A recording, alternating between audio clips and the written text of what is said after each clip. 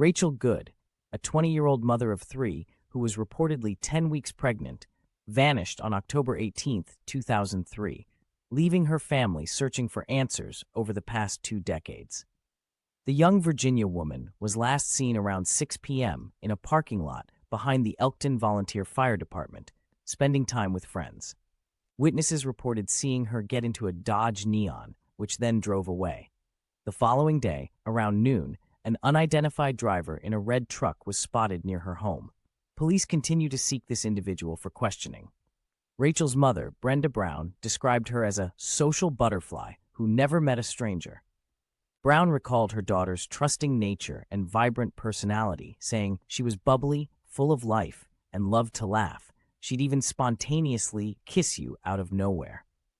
However, Rachel's disappearance took a dark turn when it was revealed she may have been involved in a romantic relationship with Adam W. Williams, a married police officer from Elkton. Williams, initially assigned to investigate her case, was later placed on administrative leave when letters between him and Rachel suggested an affair. Rachel's mother also stated that Williams, who was believed to be the father of her unborn child, allegedly pressured her to have an abortion, which she refused. Virginia State Police took over the investigation and discovered Rachel's final confirmed location was a bowling alley in Harrisonburg, where she was seen with Williams the same evening she disappeared. Following a search of Williams' home, he resigned from the Elkton Police Department in January 2004. Despite these developments, no charges have been brought against him in connection to Rachel's disappearance. Rachel was officially declared dead in 2010, though her body has never been found. Her father, Kerry Good, has relentlessly searched for her, even scouring roads and dumpsters in hopes of finding closure. "I've never stopped looking," he said. "Even if it's just knowing where she is, that would mean everything." Rachel was last seen wearing blue jeans and a yellow t-shirt. She has scars on her abdomen, navel, and back. Virginia State Police continue to investigate her case and urge anyone with information to call 540-829-74000 or submit a tip online. On December 6, 2014, Kathy Blair, a 53-year-old choir director, was found brutally murdered in her Austin, Texas home.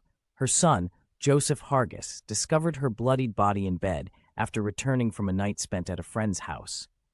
Blair had been stabbed multiple times, and her jewelry cabinet had been ransacked. Police initially suspected the burglary to be staged, as high-value electronics were left untouched. Detectives also found a bloody shoe print, which became a key piece of evidence. Not long after the murder, Kathy's neighbor, Rob Leaf, came forward with unexpected help. Leaf had been testing a thermal scope for spotting deer on the night of the killing and accidentally recorded video of a man walking toward Kathy's home.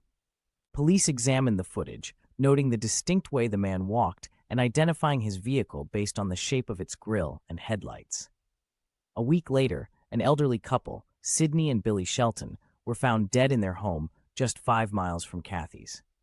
The murders bore striking similarities. The Sheltons had been beaten and strangled. Billy had also been stabbed in the face. Jewelry was missing, but other valuables were left untouched. Detectives quickly connected the 2 cases, suspecting the same person was responsible. A breakthrough came when one of Kathy's friends mentioned a handyman who had worked at her home and made her uncomfortable. The handyman, Tim Parlin, was a convicted jewel thief recently released on parole. Investigators learned Parlin also attended the Sheltons' church. Searching his motel room uncovered stolen jewelry and a pawn receipt for a gold pendant he sold on the day of Kathy's murder.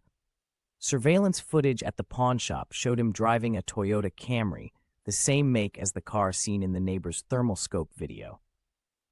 Blood evidence around the passenger seat of Parlin's car later matched Kathy Blair.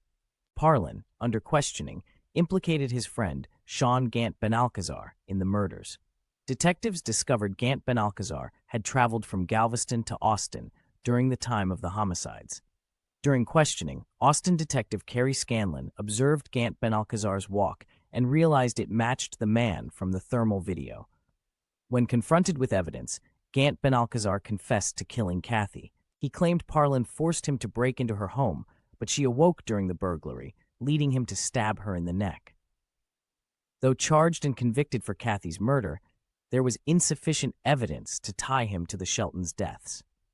Parlin, however, was convicted of all 3 murders. Both men received life sentences and remain in prison.